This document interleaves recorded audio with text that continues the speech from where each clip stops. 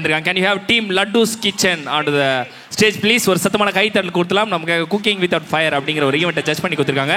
Hi, நாங்கள் நிறைய உங்களை வந்து உங்களை யூடியூப்ல பார்த்துருக்கோம். பட் தெரியாதவங்களுக்கு நீங்கள் ஜஸ்ட் உங்களை இன்ட்ரடியூஸ் மட்டும் பண்ணீங்க. S bro. சண்டே சமையல் ரெடியா? ஸோ அதுக்கு பின்னாடி நான் தான் வாய்ஸ் கொடுத்துட்டு இருக்கேன். நிறைய பேருக்கு தெரியாது. ஸோ அந்த வீடியோ ஃப்ரண்ட்ல இருக்கவங்க இப்போ பேசுவாங்க. Okay ma'am. Laddus kitchen Lathamma. Laddus kitchen லதாம்மாக்காக சத்தமான கைத்தட்டல் கொடுத்துலாம். எஸ். ஹாய், என்னோட பேர் சௌபர்ணியா. உங்கள் எல்லாரையும் பார்த்தது ரொம்ப சந்தோஷமாக இருக்குது. Thank you ma'am. நீங்கள்? என் பேர் ராகேஷ். நான் லட்டூஸ் கிச்சன் லதாம்மாவோட பையன். லதாம்மாவோட பையன். இப்போ வந்து எப்படி நீங்கள் ஃபீல் பண்ணுறீங்க? எப்படி போயிட்டுருக்கு நம்மளோட கல்ச்சர்ஸ்? ஏதாவது நீங்கள் ஷேர் பண்ணணும்னா அதெல்லாம் ஷேர் பண்ணலாம். எல்லாருக்கும் வணக்கம். எங்கள் சேனல் வந்து கொஞ்சம் இப்போ உங்களால் நல்லா போய்கிட்டு இருக்கு. இதே மாதிரி சமையல் பண்ணி என்ஜாய் பண்ணுங்க எல்லாரும். புதுசாக இருக்கோம், என்ன பேசுறதுன்னு தெரியல. ஸோ மேம்க்கு என்ன பேசுறது தெரியல. நான் ஏதாவது ஒரு டிஷ் கேட்குறேன், அது சமையல் டிப்ஸ் சொல்கிறீங்களா? எப்படி என்னென்ன தொடப்ப கட்டேன் சமையல். ஓகே.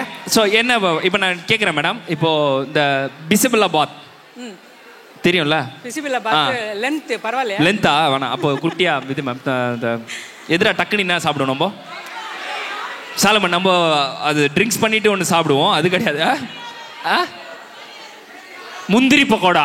எந்திரிக்கே வக்கில்ல உனக்கு முந்திரி பக்கோடா. போடா அப்படி. பர்கர் இருக்கா? வல்கரா? என்ன என்ன என்ன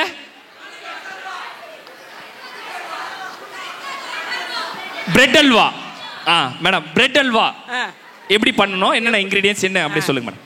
பிரெட் அல்வா செய்யறதுக்கு கிட்ட பிரெட் அல்வா செய்யறதுக்கு முதல்ல பிரெட் வேணும், முந்திரி பருப்பு வேணும், சக்கரை வேணும், ஏலக்காய் வேணும். மேம் பிரெட் எந்த பிரெட்? கோதுமை பிரெட்டா இல்ல கோதுமை பிரெட்லயும் செய்யலாம், இந்த மைதா பிரெட்லயும் செய்யலாம். மைதா பிரெட்லயும் செய்யலாம். ஒருத்தன் கீழே போட்ட பிரெட்ல செஞ்சிருக்காங்க, அது பண்ணலாமா? பண்ணக்கூடாது. சரி ஓகே. பிரெட் வேணும். அடுத்து பிரெட்ல செய்யலாம். முதல்ல பிரெட்டை வந்து எண்ணெயில பொரிச்சு வச்சுக்கிட்டு சக்கரை ஜீரோ எடுத்துட்டு அந்த பிரெட் அதுல போட்டுட்டு அது ஜீரகமா? ஜீரா அவன் ஜீரகம் எடுத்துப்பான் மேடம். சக்கரை பாகு. சக்கரை பாகுடா. அடே பாகு. சக்கரை பாகுல போட்டு இந்த பிரெட்டை மிக்ஸ் பண்ணிட்டு அதுல சக்கரையும் ஏலக்காவும் போட்டு நல்லா அல்வா பதம் வந்த உடனே இறக்கிட வேண்டியதுதான். ஈஸி. யாரா பிரெட் அல்வா கேட்டது? நேரா ஒரு முஸ்லீம் கல்யாணத்துக்கு போ, பிரியாணி கூடயே வைப்பாங்க. சாப்பிட்டு அந்த இலையில நக்கிட்டு திரும்பி வந்துரு. Okay. So thank you so much Laddus kitchen team. உங்கள் கூட வந்து பேசினதும் நீங்கள் வந்ததும் ரொம்ப ரொம்ப நன்றி. ஸோ கிளிட்ஸ் 23 ரொம்பவே பெருமைப்படுகிறது இந்த மாதிரி ஒரு டீம் வந்து மேடையில் பார்க்கறதுக்கு. I would like to request Glitz team to felicitate our wonderful Lattoo's kitchen team. இதோடைய மெயின் காஸ் என்னன்னா, இந்த மாதிரி வந்து ஆசிட் விக்டிம்ஸ்லாம் நிறைய பேர் இருக்காங்க. அவங்களுக்கு எங்களால் முடிந்த ஏதோ ஒரு உதவி செய்யணும். ஸோ அந்த விதத்தில் நிறைய ஈவெண்ட்லாம் பார்த்தீங்கன்னா முடிச்சுட்டு அது பண்ணுறாங்களா இல்லையானே நிறைய பேருக்கு தெரியாது. பட் ஆன் ஸ்டேஜில் இப்போ இன்றைக்கி நடக்கிற ஈவெண்ட், இன்றைக்கி வந்த ஃபண்ட் ரைஸை வச்சு மேம் வந்து ஒரு ஸ்டார்ட் அப் பிஸ்னஸ் பண்ணணும்னு ஆசைப்பட்டிருக்காங்க, டெய்லரிங் பிஸ்னஸ் ஒன்று. ஸோ அதுக்காக எங்களால் முடிந்த சில இன்ஸ்ட்ருமெண்ட்ஸ் வந்து மேம்க்கு வந்து நாங்கள் வந்து ஃபண்ட் ரைஸ் பண்ணதில் கொடுக்குறோம். இதில் எல்லாருக்குமே உங்கள் எல்லாருக்குமே பங்கு இருக்குது. நம்ம ஃபன் பண்ணுறோம், அந்த விதத்தில் ஒரு விஷயத்தையும் பண்ணுறோம். ஒரு சத்தமான கைத்தட்டல்ல கிளிட்ஸ் டீமை அன்புடன் மேடை கழிக்கிறோம். Come on give up for glitz 23. ஒரு ஃபன்னோட சேர்த்து ஒரு சூப்பரான காசு, அந்த காசு வந்து கண்ணு முன்னாடியே நிறைவேறது நம்ம பார்க்குறோம். ஸோ டெய்லரிங்க்கு எங்களால் முடிந்த ஒரு சின்ன பொருள். சத்தமான கைத்தட்டல் கொடுத்தோமா என்டையர் கிளிட்ஸ் டீமுக்காக. Come on guys. ஹலோ, எல்லாத்துக்கும் வணக்கம். நான் பாதிக்கப்பட்டேன் அப்படின்னு சொல்லிட்டு கொஞ்ச நாள் தான் மூளையில் இருந்தேன். அது என்ன காரணம் அப்படின்னு சொன்னால், அந்த பாதிப்பு எனக்கு அந்த அளவுக்கு இருந்தது. நான் இங்கே உங்களுக்கு பார்க்க முழுசாக இருக்குது, நான் ஏதோ ஸ்டைலாக சீவிருக்கேன் அந்த மாதிரிலாம் தோணும். பட் அப்படிலாம் கிடையாது. எனக்கு பாதி இடத்துல முடியே கிடையாது, அதனால் அப்படி சீவிருக்கேன். எனக்கு காதெல்லாம் கூட கிடையாது. நான் இவ்வளோ துணிச்சலாக வர்றதுக்கு காரணமே எங்கள் அம்மா தான். மூலையில் உட்காந்து அழுதுகிட்டே இருப்பேன்.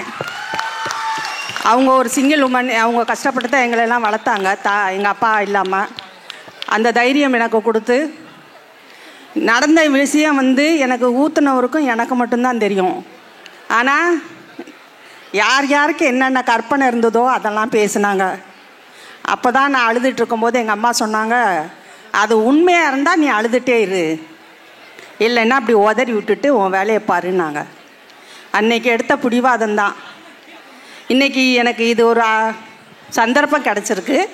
பட் நிறையா கல்லூரிகளில் என்னை பேச கூப்பிட்டு நான் போய் பேசிகிட்டு இருக்கேன், இந்த அவேர்னஸ் கொடுத்துட்ருக்கேன். ஏன்னா நீங்கள் இளைஞர்கள், நீங்கள் தான் வந்து இதுக்கு முன்னோர்த்தி நிற்கணும். இது எவ்வளோ பெரிய தவறு அப்படிங்கிறது நீங்கள் தான் சுட்டி காட்டணும். இங்கே பேசிட்டு போனால் மட்டும் பத்தாது. ஏன்னா அதோட பாதிப்பு எனக்கு இந்த நிமிஷம் வரைக்கும் இருக்குது. நான் வருஷம் ஒரு ஆப்ரேஷன் சொல்லி இந்த காதுக்குள்ளே ஆசிட்டு போனனால எனக்கு அவ்வளோ பெரிய பாதிப்பு. என்கிட்ட கேஎம்சி ஹாஸ்பிட்டலில் தான் இன்னும் 23 வருஷமாக பண்ணிக்கிட்டு இருக்கேன். இப்போ மறுபடியும் எனக்கு ஒரு பெரிய ஆப்ரேஷன் பண்ணோம். ஸோ எனக்கு இதே சூழ்நிலை இருக்குது. இது யாருக்குமே வரக்கூடாது.